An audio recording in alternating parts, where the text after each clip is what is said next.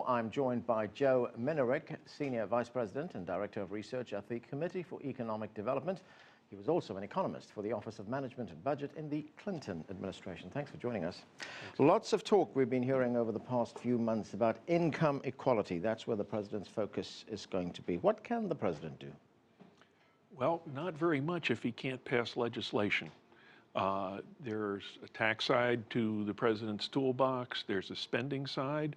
The president has talked in the past about spending, particularly on education, to try to get people the skills that they need to be more successful.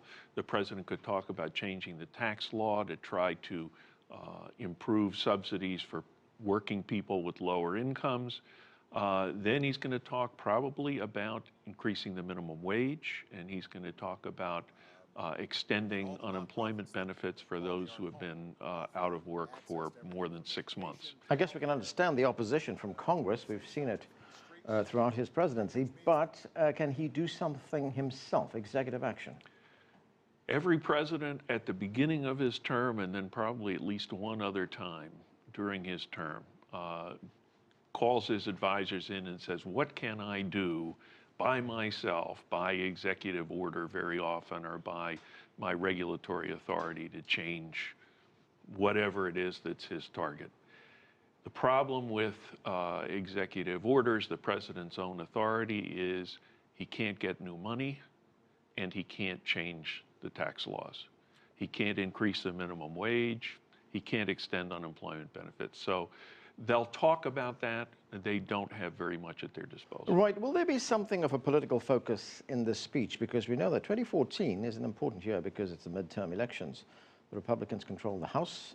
The Democrats have a majority in the Senate. So will he be looking at this as some kind of a stump speech in some respects?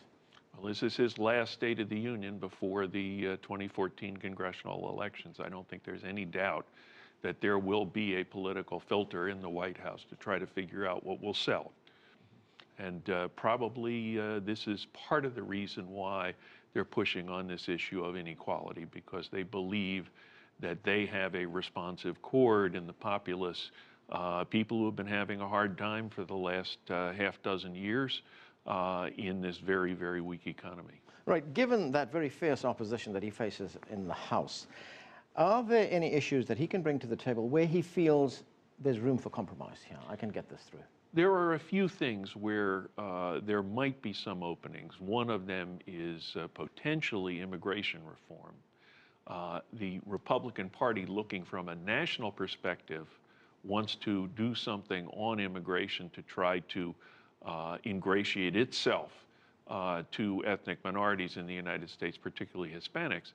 But individual members of the House on the Republican side are not necessarily ready to go along with that.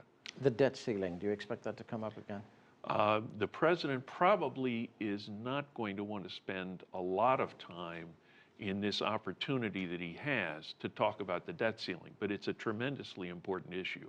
If you want to look at one thing that potentially could throw the U.S. economy really off the rails, it could be a stalemate over increasing the debt ceiling. So lots of focus on economic issues, but do you expect him to talk about other issues that are preoccupying the country? National security, the NSA?